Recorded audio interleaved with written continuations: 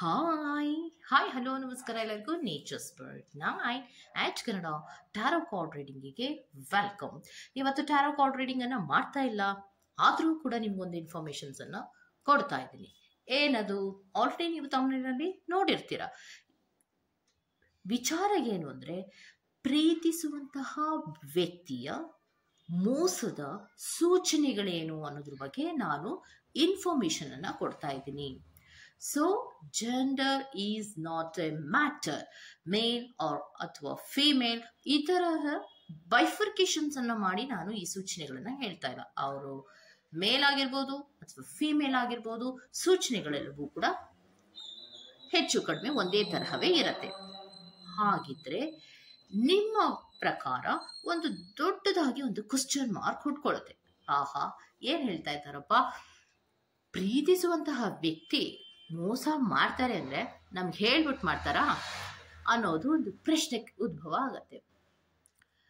ಯಾರೋ ಕೂಡ ಮೋಸವನ್ನ ಮಾಡುವಾಗ ಹೇಳಿ ಮೋಸವನ್ನ ಮಾಡೋದಿಲ್ಲ, ಆದ್ರೆ ಅವರ ನಡವಳಿಕೆಗಳು ಕೆಲವೊಂದು ಸೂಚನೆಗಳಾಗಿ ಟರ್ನ್ ಆಗತ್ತೆ. ಅದನ್ನು ನಾವು ಗಮನಿಸ್ಬೇಕಷ್ಟೇ.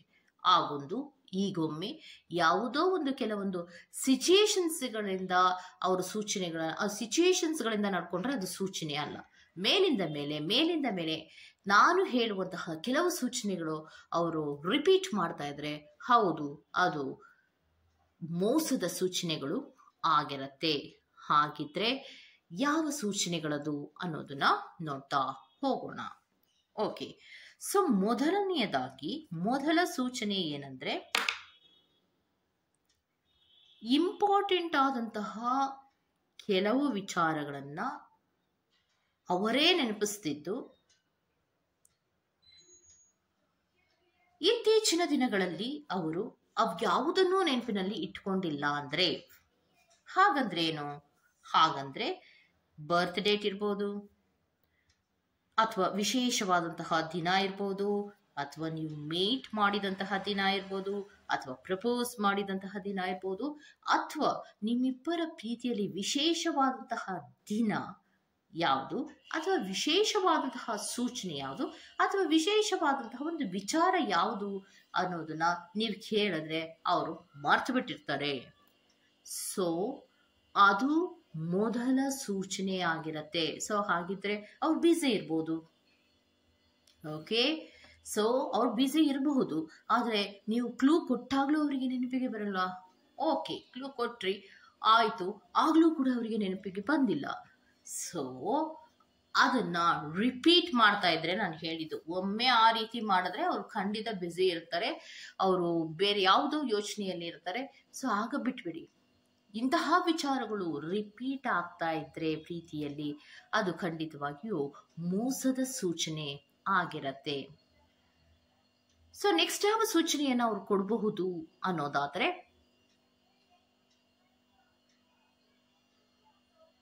ನೀವ್ ಏನೇ ವಿಚಾರವನ್ನ ಮಾತಾಡ್ತಿದ್ರು ಕೂಡ ಅವರು ಆ ವಿಚಾರಗಳ ಬಗ್ಗೆ ಸರಿಯಾಗಿ ಕೇಳಿಸ್ಕೊಳ್ಳಲ್ಲ. ನೀವೇನೋ ಹೇಳ್ತಾ ಇರ್ತೀರಾ ಅಥವಾ ಏನೋ ಕೇಳ್ತಾ ಇರ್ತೀರಾ, ಅದ್ಯಾವುದಕ್ಕೂ ಅವರು ರೆಸ್ಪಾಂಡೇ ಮಾಡೋದಿಲ್ಲ.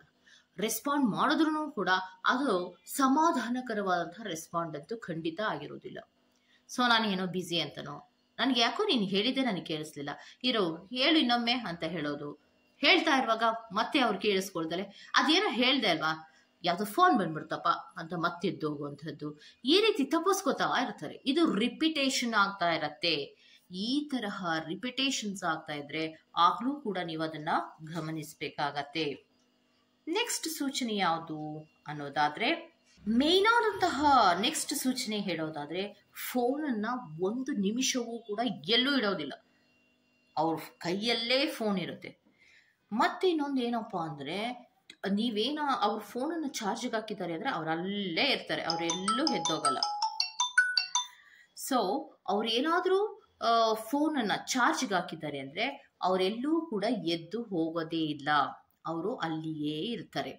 ಮತ್ತೆ ಅದನ್ನ ಬಿಟ್ರೆ ಅಂದ್ರೆ ಬಾತ್ರೂಮಿಗೆ ಹೋಗುವಾಗ್ಲೂ ಕೂಡ ಅವರು ಫೋನನ್ನ ತಮ್ಮ ಕೈಯಲ್ಲೇ ಇಟ್ಕೊಂಡು ಹೋಗ್ತಾರೆ. ಸೊ ಫೋನನ್ನ ಎಲ್ಲಿಯೂ ಒಂದು ನಿಮಿಷವೂ ಕೂಡ ಬಿಡೋದೇ ಇಲ್ಲ. ಓಕೆ, ಸೊ ಅದು ಒಂದು ಸೂಚನೆ ಆಗುತ್ತೆ. ಮತ್ತೆ ಅವರ ಫೋನಿನಲ್ಲಿ ಕಾನ್ಸ್ಟೆಂಟ್ ಆಗಿ ಮೆಸೇಜ್ಗಳನ್ನ ಮಾಡ್ತಾನೇ ಇರ್ತಾರೆ. ಸೊ ಕಾನ್ಸ್ಟೆಂಟ್ ಮೆಸೇಜ್ಗಳನ್ನ ಮಾಡ್ತಾ ಇರ್ತಾರೆ. ಅದನ್ನ ಬಿಟ್ರೆ ಆನ್ಲೈನಲ್ಲಿ ಸೋಷಿಯಲ್ ಮೀಡಿಯಾಗಳಲ್ಲಿ ತುಂಬಾ ಜಾಸ್ತಿ ಇರುವಂತಹ ಸಾಧ್ಯತೆಗಳು ಇರತ್ತೆ. ಸೊ ನೀವು ಫೋನನ್ನ ಮಾಡ್ತಾ ಇರ್ತೀರಾ ಅಥವಾ ನೀವು ಮೆಸೇಜನ್ನ ಮಾಡ್ತಾ ಇರ್ತೀರಾ. ಅತಿಯಾಗಿ ಪ್ರೀತಿಸುವಂತಹ ವ್ಯಕ್ತಿ ಫೋನನ್ನ ಮಾಡ್ತಾ ಇದ್ದಾರೆ ಅಂದ್ರೆ ಅಟ್ಲೀಸ್ಟ್ ಏನಂತ ಕೇಳ್ಬೋದು. ಸೊ ಫೋನ್ ಮಾಡಿದ್ರು ಅವರು ಫೋನನ್ನ ರಿಸೀವ್ ಮಾಡೋದಿಲ್ಲ. ಓಕೆ, ಸೊ ಮೆಸೇಜ್ ಮಾಡ್ತೀರಾ. ಸೊ ಮೆಸೇಜನ್ನ ನೋಡಿಯೂ ಕೆಲವೊಬ್ರು ಮೆಸೇಜ್ ಮಾಡೋದಿಲ್ಲ, ಅಥವಾ ಕೆಲವೊಬ್ರು ಮೆಸೇಜನ್ನು ನೋಡಿದ್ರು ಕೂಡ ಅವರು ಅದಕ್ಕೆ ರಿಪ್ಲೈನೇ ಮಾಡಿರೋದಿಲ್ಲ. ಅಂದ್ರೆ ಅವರಿಗೆ ಯಾತಕ್ಕೋಸ್ಕರ ಫೋನನ್ನ ಮಾಡ್ತಾ ಇದ್ದಾರೆ ಅನ್ನುವಂತಹ ಒಂದು ಕುತೂಹಲವು ಅವರಲ್ಲಿ ಇರೋದಿಲ್ಲ. ಏನಾದರೂ ಅವರಿಗೆ ತೊಂದರೆ ಆಗಿದ್ಯಾ, ಅಥವಾ ಅವ್ರೇನಾದ್ರೂ ನನಗೆ ಹೇಳ್ಕೋಬೇಕಾಗಿತ್ತಾ, ಅಥವಾ ಅವರೇನಾದ್ರೂ ಕಷ್ಟದಲ್ಲಿ ಇದ್ದಾರಾ, ಏನಾದ್ರೂ ಸಮಸ್ಯೆ ಆಗಿದ್ಯಾ, ಇದ್ಯಾವುದನ್ನು ಕೂಡ ಗಮನಿಸೋದೇ ಇಲ್ಲ. ಆನ್ಲೈನಲ್ಲೇ ಇರ್ತಾರೆ, ಆದರೂ ಕೂಡ ನೀವು ಮೆಸೇಜ್ ಮಾಡಿದ್ರೆ ಅವರು ಓಪನ್ ಮಾಡಿಯೇ ಕೆಲವೊಬ್ರು ನೋಡೋದಿಲ್ಲ. ಕೆಲವೊಬ್ರು ಆನ್ಲೈನಲ್ಲಿ ಇದ್ರು ಓಪನ್ ಮಾಡಿ ನೋಡಿದ್ರು ಅದಕ್ಕೆ ಯಾವ ರೆಸ್ಪಾಂಡ್ ಅನ್ನು ಕೂಡ ಮಾಡೋದಿಲ್ಲ. ಇದು ಕೂಡ ಮೋಸವೇ ಅಲ್ವಾ? ಪ್ರೀತಿ ಅಂದ್ರೆ ಈಕ್ವಲ್ ಗಿವ್ ಅಂಡ್ ಟೇಕ್, ಹೌದಲ್ವಾ? ಎಲ್ಲ ವಿಚಾರಗಳನ್ನ ಶೇರ್ ಮಾಡ್ಕೋಬೇಕಾದಂತಹ ಒಬ್ಬ ವ್ಯಕ್ತಿ, ಒಂದು ಪ್ರೀತಿ ಅಷ್ಟೊಂದು ಅಸಡ್ಡೆಯನ್ನ ನಿರ್ಲಕ್ಷ್ಯದ ರೀತಿಯಲ್ಲಿ ನಡ್ಕೋತಾ ಇದ್ರೆ ಅದು ಮೋಸ ಆಗ್ದಿರಾ ಇನ್ನೇನಾಗಿರೋಕ್ ಸಾಧ್ಯ ಆಗತ್ತೆ? ಎಷ್ಟು ಕ್ಯೂರಿಯಾಸಿಟಿಯಿಂದ ಯಾಕೋ ಮಾತಾಡಿಸ್ತಿಲ್ವಲ್ಲ, ಏನಾಯ್ತು ಇವ್ರಿಗೆ, ಯಾಕೆ ನಾನು ತಿಳ್ಕೋಬೇಕು ಅಂತ ಪರಿತಪಿಸ್ತಾ ಇರ್ತಾರೆ, ಪೇಚಾಡ್ತಾ ಇರ್ತಾರೆ. ಅವ್ರು ಎಷ್ಟೇ ಸರಿ ಏನಾಯ್ತು, ಇವರು ಈ ಕಡೆಯಿಂದ ಫೋನಲ್ಲಿ ಮೆಸೇಜು ಏನಾಯ್ತು, ಯಾಕೆ ಮಾತಾಡ್ತಾ ಇಲ್ಲ, ಎಲ್ಲಿದ್ದೀರಾ, ನಿಮ್ಗೇನಾದ್ರೂ ತೊಂದರೆ ಆಯ್ತಾ? ಎಷ್ಟೊಂದು ಮೆಸೇಜ್ಗಳನ್ನ ಹಾಕ್ತಾ ಇದ್ರು ಕೂಡ ಆ ಕಡೆಯಿಂದ ಏನೇನು ಸಬೂಬಿಲ್ಲ, ಯಾವ ಉತ್ತರಗಳೂ ಇಲ್ಲ. ಸೊ ಇದು ನಿರ್ಲಕ್ಷ್ಯದ ಸೂಚನೆ ಅಲ್ಲದೆ ಮತ್ತಿನ್ನೇನು? ಅವರು ಬ್ಯುಸಿಯಾಗಿದ್ರೆ ಐಮ್ ಬ್ಯುಸಿ ಅಂತ ಹೇಳ್ತಾರೆ, ನಾನು ಬ್ಯುಸಿ ಆಗಿದ್ದೀನಿ ಅಂತ ಹೇಳ್ತಾರೆ. ಎಲ್ಲಾದ್ರೂ ಆಚೆ ಹೋಗಿದ್ರೆ ನಾನು ಆಚೆ ಇದ್ದೀನಿ, ನಾವೇನ್ ಮಾಡ್ತೀನಿ ಅಂತ ಹೇಳ್ತಾರೆ. ಇದು ಯಾವುದಕ್ಕೂ ರೆಸ್ಪಾಂಡ್ ಮಾಡುವುದಿಲ್ಲ. ಅದಾದ ತದನಂತರದಲ್ಲಿ ಸುಮಾರು ದಿನಗಳ ತದನಂತರದಲ್ಲಿ ಮತ್ತೆ ಪುನಃ ನೀವು ಮೆಸೇಜ್ ಮಾಡಿದ್ರೆ ಅದಕ್ಕೂ ಕೂಡ ರೆಸ್ಪಾಂಡ್ ಮಾಡೋದಿಲ್ಲ. ಸೊ ಅದು ಮೋಸದ ಸೂಚನೆ ಅಲ್ವಾ? Okay, go to the next.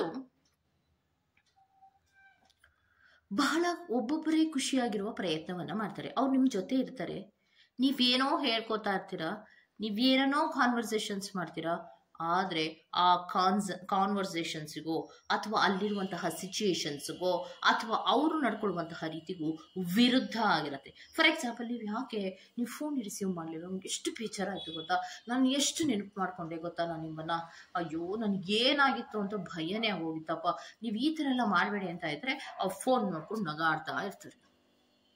ನಿಮ್ಮ ಯಾವುದೇ ಭಯಗಳಿಗೆ, ನೀವು ಯಾವುದೇ ಫೀಲಿಂಗ್ಗಳ ಶೇರಿಂಗ್ಗಳಿಗೆ, ನಿಮ್ಮ ಯಾವುದೇ ಮಾತುಗಳಿಗೂ ಕೂಡ ಅವರು ರೆಸ್ಪಾಂಡ್ ಮಾಡೋದಿಲ್ಲ. ಅವರ ಖುಷಿಯ ಬಗ್ಗೆ ಮಾತ್ರವೇ ಗಮನವನ್ನ ಕೊಡ್ತಾ ಇರ್ತಾರೆ. ಇದು ಕೂಡ ಮೋಸದ ಒಂದು ಸೂಚನೆಯಾಗಿರತ್ತೆ. ಮತ್ತೆ ಇದ್ದಕ್ಕಿದ್ದಂತೆ ಅವರ ಹವ್ಯಾಸಗಳನ್ನ ಚೇಂಜ್ ಮಾಡ್ಕೋತಾರೆ. ಸೊ ಅವ್ರಿಗೆ ಆ ಹವ್ಯಾಸನೇ ಇರಲ್ಲ. ಫಾರ್ ಎಕ್ಸಾಂಪಲ್, ಮ್ಯೂಸಿಕ್ ಆಗಲಿ, ಫಿಲಿಮ್ ಆಗಲಿ, ಬೇರೊಂದಾಗ್ಲಿ ನೋಡೋಂತಹ ಅಭ್ಯಾಸ ಇರಲ್ಲ ಅಂತ ಇಟ್ಕೊಳ್ಳಿ. ಫಾರ್ ಎಕ್ಸಾಂಪಲ್, ನಾನು ಅದನ್ನ ತುಂಬಾ ಹೇಟ್ ಮಾಡ್ತೀನಿ ಅಂತ ನಿಮ್ಮ ಹತ್ರ ಹೇಳ್ತಾ ಇರ್ತಾರೆ ಅಂತ ಇಟ್ಕೊಳ್ಳಿ. ಇದ್ದಕ್ಕಿದ್ದ ಹಾಗೆ ಆ ಹವ್ಯಾಸಗಳ ಬಗ್ಗೆ ಅತಿಯಾದ ಗಮನ ಅವರಿಗೆ ಬರ್ತಾ ಇರತ್ತೆ. ಸೊ ಇದು ಕೂಡ ಸೂಚನೆ ಆಗಿರತ್ತೆ. ನೀವು ಬಹಳ ದುಃಖದಲ್ಲಿದ್ದಾಗ, ಲಾಂಗ್ ಡಿಸ್ಟೆನ್ಸ್ ರಿಲೇಶನ್ಶಿಪ್ ಆಗ್ತಾ ಇದೆ, ಏನೋ ರಿಲೇಶನ್ಶಿಪ್ನಲ್ಲಿ ಕೆಲವೊಂದು ದೂರದ ಸೂಚನೆಗಳು ಬರ್ತಾ ಇದೆ ಅನ್ನುವಂತಹ ರೀತಿಯ ಕಾನ್ವರ್ಸೇಷನ್ಸ್ಗಳನ್ನ ಮಾಡುವಾಗ ಅವರು ಬಹಳ ಖುಷಿಯಾಗಿರ್ತಾರೆ. ಹೋಗ್ಲಿ, ಬಹಳ ಖುಷಿಯಾಗಿದ್ದಾರೆ ನಮ್ಮ ಪರ್ಸನ್, ನಾನು ಕೂಡ ಖುಷಿಯಾಗಿರ್ಬೇಕು ಅವ್ರ ಜೊತೆ ಅನ್ನುವಂತಹ ಪ್ರಯತ್ನವನ್ನ ಮಾಡಿದ್ರೆ ಅವ್ರು ಸಿಟ್ಟಾಗ್ತಾರೆ. ಸೊ ನೀವು ಯಾವುದೇ ಆಕ್ಷನ್ಸ್ ಅನ್ನ ತಗೊಂಡ್ರು ಕೂಡ ಅವರು ವಿರುದ್ಧ ದಿಕ್ಕಿನಲ್ಲಿ ಆಕ್ಷನ್ಸ್ ಅನ್ನು ತಗೋತಾ ಹೋಗ್ತಾರೆ. ನಾನೇನೋ ಹೇಳ್ಬೇಕಾಗಿತ್ತು ಅಂದ್ರೆ, ನಿಂದು ಯಾವಾಗ್ಲೂ ಇರುತ್ತೆ ಬಿಡು, ಹೇಳುವಂತೆ ಬಿಡು, ಅರ್ಜೆಂಟ್ ಏನ್ ಇವಾಗ, ನಾನೆಲ್ಲ ಹೋಗ್ತಾ ಇದ್ದೀನಿ ಅಂತ ಹೇಳಿ ಕಟ್ ಮಾಡಿದವರು 1 ತಿಂಗಳವರೆಗೂ ಹೋಗ್ತಾನೇ ಇರ್ತಾರೆ. ಅವರಿಗೆ ಟೈಮೇ ಬರಲ್ಲ ಕೇಳಿಸ್ಕೊಳಕ್ಕೆ. ಅವ್ರು ಏನೋ ಹೇಳ್ತೀನಿ ಅಂತ ಹೇಳಿದ್ರಲ್ಲ ನನ್ನ ಪರ್ಸನ್, ಕೇಳಿಸ್ಕೋಬೇಕಿತ್ತಲ್ಲ ಅನ್ನೋ ಟೈಮು ಅವ್ರಿಗೆ ಬರೋದೇ ಇಲ್ವಲ್ಲ, ಹೋಗ್ತಾನೇ ಇರ್ತಾರೆ ಅವರು ಅಲ್ವಾ? ಅದು ನಿರ್ಲಕ್ಷ್ಯದ ಸೂಚನೆ ಅಲ್ವಾ? ನೀವೇ ಹೇಳಿ. ಓಕೆ, ಫೋನನ್ನು ಇದ್ದಕ್ಕಿದ್ದ ಹಾಗೆ ಕೆಲವೊಬ್ರು ಬ್ಲಾಕ್ ಮಾಡಿಬಿಡ್ತಾರೆ. ಅದೇನೋ ಗೊತ್ತಿಲ್ಲ, ಅದು ಯಾವುದೇ ರೀಸನ್ ಇಲ್ಲ. ಸೊ ಅವರಿಗೆ ಇಂಟ್ರೆಸ್ಟ್ ಇಲ್ಲ ಅಂದಾಗ, ಅವರಿಗೆ ಪ್ರೀತಿ ಬೇಡ ಅನ್ನಿಸ್ದಾಗ ನಿಮ್ಮ ಫೋನನ್ನು ಇದ್ದಕ್ಕಿದ್ದ ಹಾಗೆ ಬ್ಲಾಕ್ ಮಾಡ್ತಾರೆ. ಎಲ್ಲಿ ನಿಮಗೆ ಶುರು, ಏನಪ್ಪ ಫೋನ್ ಬ್ಲಾಕ್ ಮಾಡಿಬಿಟ್ರಲ್ಲ, ಅಂಥ ಕಷ್ಟದಲ್ಲಿ ಏನಿದ್ದಾರೆ, ಅಂಥ ಸಿಚುಯೇಷನ್ಸ್ ನನ್ನ ಪರ್ಸನ್ಗೆ ಏನು ಬಂದ್ಬಿಟ್ಟಿದೆ ಅನ್ನೋದು ಯೋಚನೆ ಮಾಡ್ತಾ ಕೂತ್ಕೋತೀರ. ಆದರೆ ಅಲ್ಲಿ ಹಂಗಿರೋದಿಲ್ಲ, ಆರಾಮಾಗಿರ್ತಾರೆ. ನಿಮ್ಮನ್ನ ಸತಾಯಿಸೋದಕ್ಕೋಸ್ಕರ ಕೆಲವೊಬ್ರು ವ್ಯಕ್ತಿಗಳು ಈ ರೀತಿ ಮಾಡ್ತಾರೆ. ಯೂನಿವರ್ಸಿನಲ್ಲಿ ಪ್ರೀತಿ ಮಾಡುವಂತಹ ಎಲ್ಲ ವ್ಯಕ್ತಿಗಳು ಮೋಸಗಳನ್ನು ಮಾಡ್ತಾರೆ ಅನ್ನೋದು ಅಲ್ಲ. ಆದರೆ ಒಳ್ಳೆಯ ವ್ಯಕ್ತಿಗಳ ಜೊತೆಗೆ ಈ ತರಹದ ಕೆಲವೊಂದು ಪರ್ಸನ್ಗಳು ಕೂಡ ಇರ್ತಾರೆ. ಈ ತರಹದ ಅನುಭವ ಆಗಿರುವಂತಹ ಯೂನಿವರ್ಸಿನಲ್ಲಿ ಎಷ್ಟು ಜನ ಇರ್ತಾರೆ. ನಿಮ್ಮ ಪ್ರೀತಿಯನ್ನೇ ನೀವು ಮೆಲುಕು ಹಾಕಿ ನೋಡಿ, ಈ ತರ ಆಗಿರುತ್ತಾ? ಆಗಿಲ್ಲ ಅಂದ್ರೆ ವೆರಿ ಗುಡ್. ಆಗಿದ್ರೆ ಯಾಕೆ ಅನ್ನೋದನ್ನ ಅರ್ಥ ಮಾಡ್ಕೊಳ್ಳಿ. ನಿಮಗೋಸ್ಕರ ಟೈಮ್ ಕೊಡಲ್ಲ, ನಿಮಗೋಸ್ಕರವಾಗಿ ಏನನ್ನೂ ಮಾಡಲ್ಲ. ಅವರು ಏನ್ ಮಾಡ್ಬೇಕಿತ್ತು? ಹಾಗಿದ್ರೆ ಪ್ರೀತಿ ಮಾಡ್ತಾ ಇದೀವಿ ಅಂದ್ರೆ ಏನ್ ಮಾಡ್ಬೇಕಾಗಿತ್ತು ಅನ್ನೋದು ಕೆಲವೊಬ್ಬರ ಪ್ರಶ್ನೆ ಆಗಿರತ್ತೆ. ನೀವೇನು ಮಾಡೋದು ಬೇಕಾಗಿಲ್ಲ, ಫೀಲಿಂಗ್ಗಳನ್ನ ಶೇರ್ ಮಾಡ್ಕೋಬಹುದಲ್ವಾ? ಏನು ಊಟ ಮಾಡ್ದ, ತಿಂಡಿ ತಿಂದ, ಈ ತರ ಎಲ್ಲ ಪ್ರೀತಿ ಮಾಡುವಾಗ ಕೇಳ್ತಾ ಇದ್ರಿ ಅಲ್ವಾ? ಇದ್ದಕ್ಕಿದ್ದ ಹಾಗೆ ನೀನು ಊಟ ಮಾಡಿದ್ರೆ ಎಷ್ಟು, ಮಾಡದಿದ್ರೆ ಎಷ್ಟು, ನಿನ್ನ ಫೀಲಿಂಗ್ಗೆ ನನ್ನ ಹತ್ರ ಹೇಳ್ಕೊಂಡ್ರೆ ಎಷ್ಟು, ಹೇಳ್ಕೊಳ್ತಿದ್ರೆ ಎಷ್ಟು ಅನ್ನೋ ಥರ ಬಂದ್ಬಿಡ್ತಾರೆ. ಅದು ಕೂಡ ಮೋಸದ ಸೂಚನೆ ಆಗಿರತ್ತೆ. ಅದನ್ನ ಅರ್ಥ ಮಾಡ್ಕೋಬೇಕಾಗತ್ತೆ. ಇನ್ನೊಂದು, ನೀವು ಕೆಲವೊಂದು ವಿಚಾರಗಳನ್ನು ಶೇರ್ ಮಾಡ್ಕೋತೀನಿ ಅಂತ ಹೋದಾಗ ಅವರು ಕೇಳಿಸ್ಕೊಳ್ಳಲ್ಲ. ಅವರದ್ದೇ ವಿಚಾರಗಳನ್ನ ನೀವು ತಿಳ್ಕೊತೀನಿ ಅಂತ ನೀವು ಅನ್ಕೊಂಡ್ರು ಇಂಟ್ರೆಸ್ಟ್ ಆಗಿ, ಅವರು ನಿಮಗೆ ಯಾವುದೇ ವಿಚಾರವನ್ನ ಅವ್ರದನ್ನು ಹೇಳಲ್ಲ.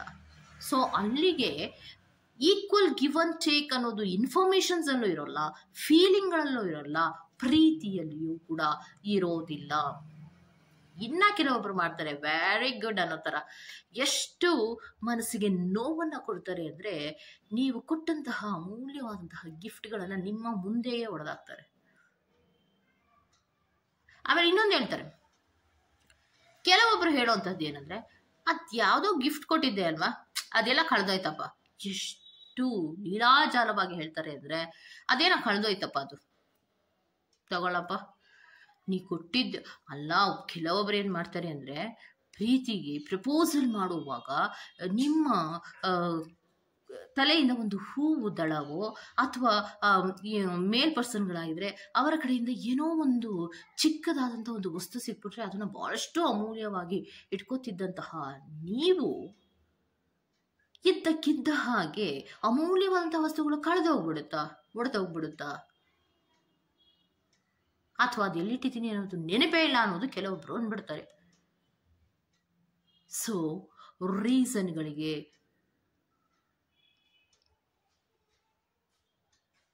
ರೀಸನ್ಗಳನ್ನ ಅವರು ನಿಮಗೆ ಕೊಡ್ತಾರೆ, ಅದನ್ನು ನಮಗೆ ಅರಗಿಸ್ಕೊಳಕ್ಕಾಗಲ್ಲ.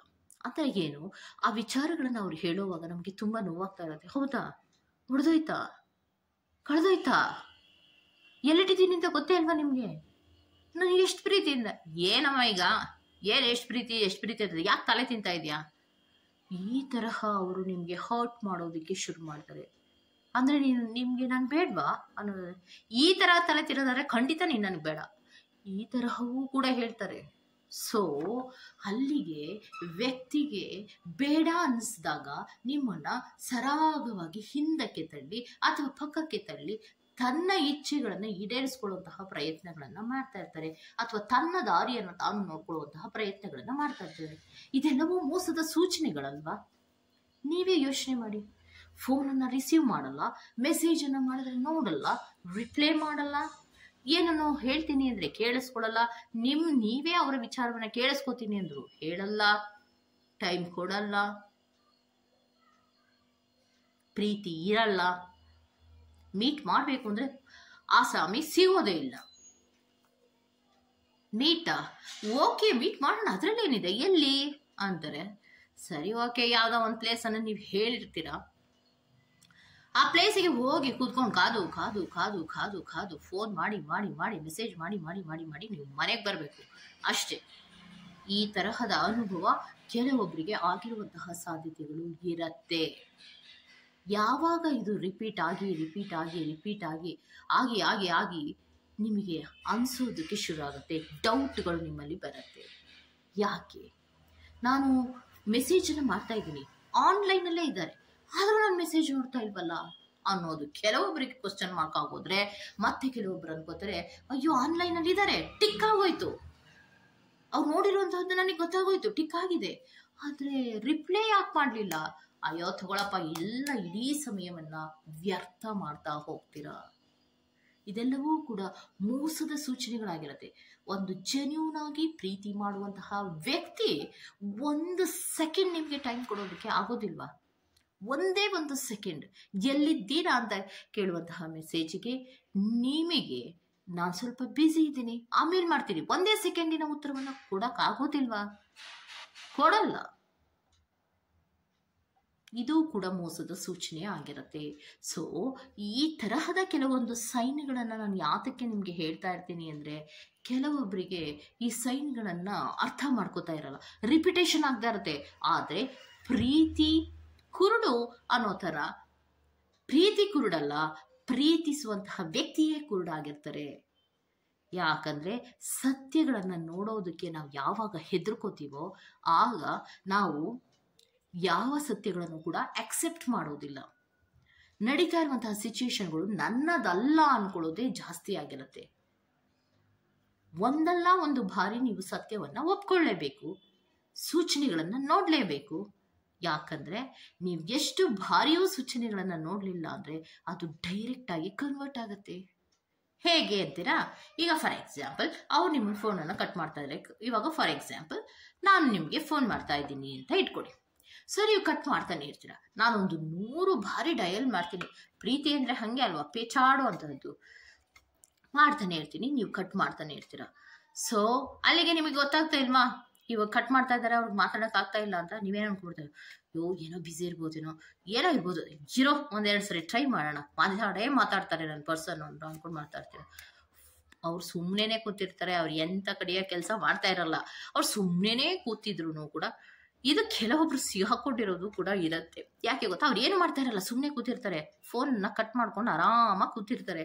ಇವ್ರಿಲ್ಲಿ ಪೇಚಾಡ್ತಾ ಇರೋದು. ಈ ತರಹನೂ ಕೂಡ ಮಾಡಿರ್ತಾರೆ.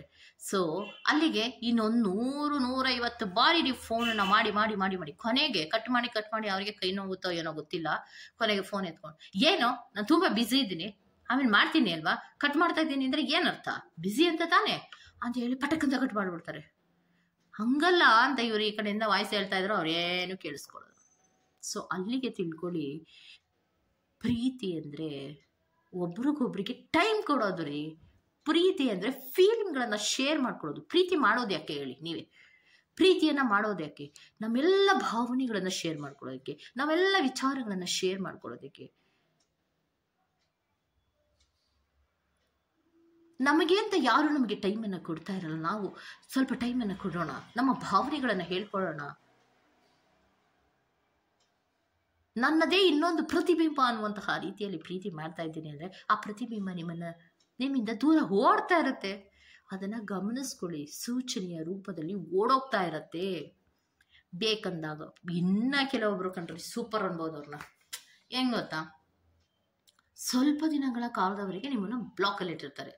ನೀವು ಹೊತ್ತು ಕರೆದು ಬೇಜಾರಾಗೋಗಿ ನಿದ್ರೆನೂ ಮಾಡಲ್ಲ, ಊಟನೂ ಸರಿಯಾಗಿ ಮಾಡಲ್ಲ, ಮತ್ತು ನೀವು ಇದ್ದಂತಹ ಕ್ರಿಯೇಟಿವಿಟಿ ಆ್ಯಕ್ಟಿವಿಟೀಸ್ ಎಲ್ಲವನ್ನ ಬಿಡ್ತೀರಾ, ಕೆಲಸವನ್ನು ಬಿಡ್ತೀರಾ.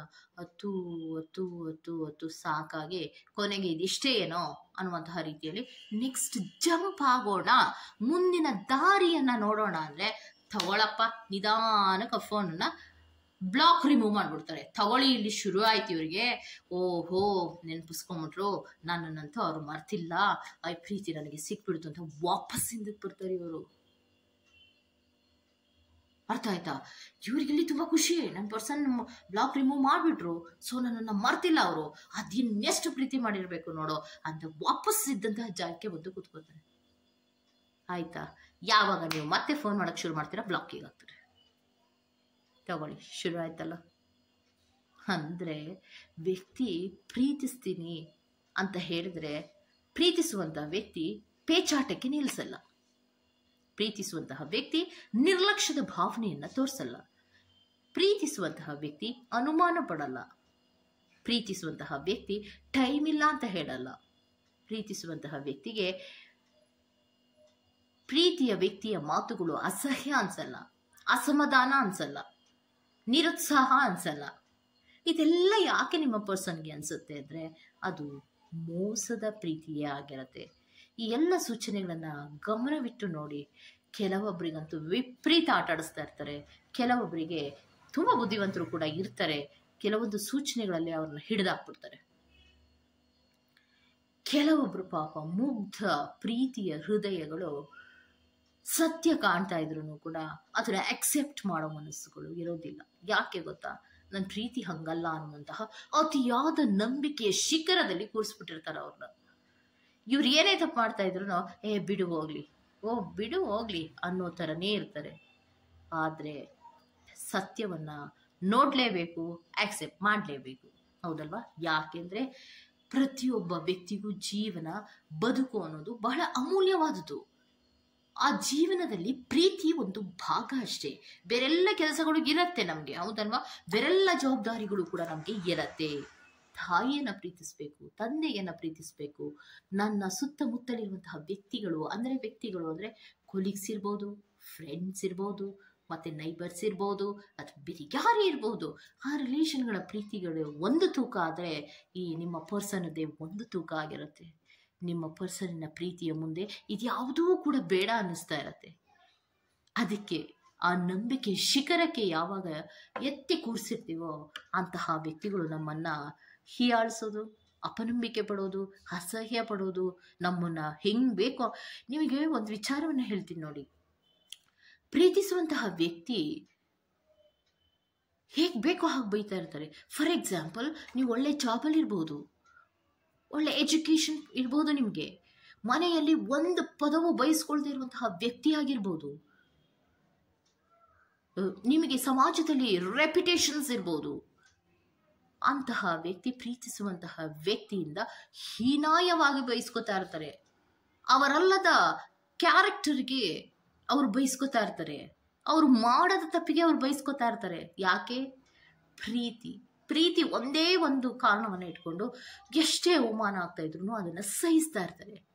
ಆ ಅವಮಾನಗಳನ್ನು ಸಹಿಸಿ ಎಷ್ಟು ದಿನ ಇರ್ತೀರಾ? ಪ್ರೀತಿ ಅಂದರೆ ಅಲ್ಲಿ ಮೋಸ ಬರೋದಕ್ಕೆ ಸಾಧ್ಯ ಇಲ್ಲ. ಪ್ರೀತಿಯ ವ್ಯಕ್ತಿ ಮೋಸದ ಸೂಚನೆಗಳನ್ನು ಮಾಡ್ತಾ ಇದ್ದಾರೆ ಅಂದರೆ ಅವರು ಪ್ರೀತಿಯೇ ಮಾಡಿರೋದಿಲ್ಲ, ಪ್ರೀತಿಯ ಮುಖವಾಡ ಅಷ್ಟೇ. ಅಂದರೆ ಸಮಯಕ್ಕೆ ತಕ್ಕ ಹಾಗೆ ಬದಲಾವಣೆ ಆಗುವಂತಹ ವ್ಯಕ್ತಿಯನ್ನ ಪ್ರೀತಿಯ ವ್ಯಕ್ತಿ ಅಂತ ಹೇಗೆ ಹೇಳೋಕ್ ಸಾಧ್ಯ ಆಗಿರತ್ತೆ ಅಲ್ವಾ? ಪ್ರೀತಿಸುವಂತಹ ವ್ಯಕ್ತಿ ಕಣ್ಣೆದುರಿಗೆ ಪಕ್ಕದಲ್ಲೇ ಕೂತಿದ್ರು ಇನ್ನೊಬ್ಬರನ್ನ ಪ್ರೀತಿಸ್ತೀನಿ ಅಂತ ಹೇಳುವಂತಹ ವ್ಯಕ್ತಿಗಳಿದ್ದಾರೆ. ಇನ್ನೊಬ್ಬರ ಜೊತೆ ನಾನು ಮಾತಾಡ್ತಾ ಇದ್ದೀನಿ, ನನ್ಗೆ ಯಾಕೋ ಇದು ಇಂಟ್ರೆಸ್ಟೆಡ್. ಇನ್ನ ಕೆಲವೊಬ್ರು ಹೇಳೋದು, ನನಗಿದು ಯಾಕೋ ಇಂಟ್ರೆಸ್ಟೆಡ್, ನಂಗೆ ಬೋರ್ ಆಗ್ತಾ ಇದೆ ಪ್ರೀತಿ. Very good. ನೋಡಿ, ಹಿಂಗೆ ಕೂಡ ಹೇಳಿರ್ತಾರೆ. ಆ ಮುಗ್ಧ ಜೀವಕ್ಕೆ, ಮುಗ್ಧ ಹೃದಯಕ್ಕೆ ಅದೆಷ್ಟು ಅಗಾಧ ಆಗಿರ್ಬೇಕು, ಅದೆಷ್ಟು ನೋವಾಗಿರ್ಬೇಕು, ಅದರ ಪರಿಗಣನೆಗೆ ತಗೊಳ್ಳಲ್ಲ. ಸುಮ್ಮನೆ ಇದ್ದಂತಹ ವ್ಯಕ್ತಿಯನ್ನ ಪ್ರೀತ್ಸು ಅಂತ ಹೇಳೋದು, ಅಯ್ಯೋ ಇಷ್ಟೊಂದು ಪ್ರೀತಿಸ್ತಾ ಇದಾರಲ್ಲ, ಓಕೆ ಐ ಲವ್ ಯು ಅಂತ ಇವ್ರೇನಾದ್ರು ಹೇಳಿದ್ರೆ ತಗೊಳಪ್ಪ, ಅವ್ರಿಗೆ ಶುರು ಆಯ್ತು ಕಾಟಗಳು. ಎಂತೆಂತ ಮಾತು ಬೈತಾರೆ, ಎಂತೆಂತ ಹೀಯಾಳಿಸ್ತಾರೆ, ಹೇಗೆಲ್ಲ ನೋವು ಕೊಡ್ತಾರೆ. ಸೊ ಪ್ರೀತಿಯನ್ನ ಯಾವಾಗಲೂ ಕೂಡ ನಾವು ಶಿಖರದ ಎತ್ತರಕ್ಕೆ ಕೂರಿಸ್ಬೇಕೆ ಹೊರತು ಮೋಸದ ಪ್ರೀತಿಯನ್ನಲ್ಲ, ಅಥವಾ ಮುಖವಾಡದ ಪ್ರೀತಿಯನ್ನಲ್ಲ. ನಿಮ್ಮ ಪ್ರೀತಿ ರಿಯಲ್ ಆಗಿದ್ರೆ ಶಿಖರಕ್ಕೇರಿಸೋದ್ರಲ್ಲಿ ತಪ್ಪೇನೂ ಇಲ್ಲ. ಆದ್ರೆ ಪ್ರತ್ಯಕ್ಷವಾಗಿ ಕಂಡರೂ ಪ್ರಾಮಾಣಿಸಿ ನೋಡು ಅನ್ನುವಂಥದ್ದನ್ನ ಎಲ್ಲ ವಿಚಾರದಲ್ಲೂ ಮಾಡಬೇಕು. ಹಾಗೆ ನಿಮ್ಮ ಪ್ರೀತಿಯಲ್ಲೂ ಮಾಡಬೇಕು. ಯಾಕೆ ಗೊತ್ತಾ? ಎಲ್ಲರ ಪ್ರೀತಿ ಒಂದು ತೂಕ ಆದರೆ ನಿಮ್ಮ ಪರ್ಸನಿನ ಪ್ರೀತಿಯ ಒಂದು ತೂಕ ಆಗಿರುತ್ತೆ. ನಿಮ್ಮ ಪರ್ಸನಿನ ಪ್ರೀತಿಗೋಸ್ಕರ ನೀವು ಎಲ್ಲ ತ್ಯಾಗವನ್ನ ಮಾಡಿರ್ತೀರ, ಎಲ್ಲರ ಪ್ರೀತಿಯನ್ನ ತ್ಯಾಗ ಮಾಡಿರ್ತೀರ. ಹುಟ್ಟಿಸಿದಂತಹ ತಂದೆ ತಾಯಿಗಳ ಪ್ರೀತಿಯನ್ನ ತ್ಯಾಗ ಮಾಡೋದಕ್ಕೂ ನೀವು ರೆಡಿ ಆಗಿರ್ತೀರಾ ಅಂದ್ರೆ ಯಾಕೆ ನೀವು ಒಮ್ಮೆ ಅವರನ್ನ ಪ್ರಾಮಾಣಿಸಿ ನೋಡಬಾರ್ದು, ಪರೀಕ್ಷಿಸಿ ನೋಡಬಾರ್ದು? ನಿಮ್ಮ ಲೈಫಿಗೆ ಯಾರು ಬೇಕು ಬೇಡ ಅನ್ನೋದನ್ನ ತಂದೆ ತಾಯಿಗಳು ನೋಡ್ತಾರೆ ಅಥವಾ ಮಾಡ್ತಾರೆ ಅಥವಾ ತಿಳ್ಕೊತಾರೆ. ಆ ವಿಚಾರಗಳನ್ನ ನೀವು ಎಲ್ಲವನ್ನ ನಾನೇ ಮಾಡ್ಕೋತೀನಿ ಅಂದಾಗ ಪರೀಕ್ಷೆಗಳಂತೂ ಖಂಡಿತ ಬೇಕು, ನಿಮಗೂ ಬೇಕು ಅವ್ರಿಗೂ ಬೇಕು. ಸೊ ಆ ಪರೀಕ್ಷೆಯಲ್ಲಿ ಪಾಸ್ ಆದ ತದನಂತರದಲ್ಲಿಯೇ ನೀವು ಮುಂದಕ್ಕೆ ಹೋಗ್ಬೇಕಾಗತ್ತೆ. ಇನ್ನು ಕೆಲವೊಬ್ರು ಪರೀಕ್ಷೆಗಳನ್ನ ಮಾಡಿದ್ವಿ ಆದರೂ ಕೂಡ ನಾವು ಮೋಸ ಆಗಿರ್ತೀವಿ ಅಂದ್ರೆ ಪರೀಕ್ಷೆಗಳಿಗೆ ಸಮಯ ಕರೆಕ್ಟ್ ಆಗಿ ಬಂದಿರೋದಿಲ್ಲ. ಅಂತಹ ಸಂದರ್ಭದಲ್ಲಿ ನೀವು ಪರೀಕ್ಷಿಸಿರ್ತೀರ. ಈಗ ಫಾರ್ ಎಕ್ಸಾಂಪಲ್ ಅವ್ರು ನಿಮ್ಮನ್ನ ಪ್ರಪೋಸಲ್ ಮಾಡೋ ಟೈಮಲ್ಲಿ ನೀವು ತುಂಬಾ ಪರೀಕ್ಷೆಗಳನ್ನ ಮಾಡಿರ್ತಾರೆ. ಫಾರ್ ಎಕ್ಸಾಂಪಲ್ ಯಾರಾದ್ರೂ ಒಬ್ರು ಪ್ರಪೋಸಲ್ ಮಾಡುವಾಗ ಅವ್ರ ಹಿನ್ನೆಲೆ ಏನೋ ಅಥವಾ ಅವ್ರ ಹಿನ್ನೆಲೆ ಏನೋ ತಿಳ್ಕೊಬೇಕಲ್ಲ, ಏನ್ ಎಜುಕೇಶನ್, ಏನ್ ಬ್ಯಾಕ್ ಗ್ರೌಂಡು ಅಂತ ಎಲ್ಲ ಪರೀಕ್ಷೆಗಳನ್ನ ಮಾಡ್ತೀರ. ಪ್ರೀತಿಯ ತದನಂತರದಲ್ಲಿ ಐ ಲವ್ ಯು ಅಂತ ಹೇಳಿದ ತದನಂತರದಲ್ಲಿ ಶುರು ಮಾಡಬೇಕು ಪರೀಕ್ಷೆಗಳನ್ನ. ಸಿಗಾಕೋತಾರೆ. ಆ ಎಲ್ಲ ಪರೀಕ್ಷೆಗಳಲ್ಲಿ ಪಾಸ್ ಆದ್ರೆ ಅದು ಜೆನ್ಯೂನ್ ಆದಂತಹ ಪ್ರೀತಿಯೇ. ಆ ಎಲ್ಲ ಪರೀಕ್ಷೆಗಳಲ್ಲಿ ಫೇಲ್ ಆದ್ರೆ ಪ್ರೀತಿಯ ಮುಖವಾಡ ಅಷ್ಟೇ ಅಂತ ಹೇಳ್ತಾ ನಾನು ಈ ಇನ್ಫಾರ್ಮೇಶನ್ಸ್ ಅನ್ನ ಮುಗಿಸ್ತಾ ಇದ್ದೀನಿ. ಈ ತರಹದ ಇನ್ಫಾರ್ಮೇಶನ್ಸ್ ನಿಮ್ಗೆ ಇಷ್ಟ ಆಗಿದೆ ದಯವಿಟ್ಟು ಸಬ್ಸ್ಕ್ರೈಬ್ ಮಾಡಿ, ಪಕ್ಕದಲ್ಲಿ ಇರುವಂತಹ ಬೆಲ್ ಐಕಾನ್ ಅನ್ನು ಪ್ರೆಸ್ ಮಾಡಿ. ನಾನು ನಿಮ್ಮನ್ನು ಮತ್ತೊಂದು ರೀಡಿಂಗ್ ಗಳಲ್ಲಿ ಸಿಗ್ತೇನೆ ಅಂತ ಹೇಳ್ತಾ ಅಲ್ಲಿವರೆಗೂ ಚೆಕ್ ಬಾಯ್.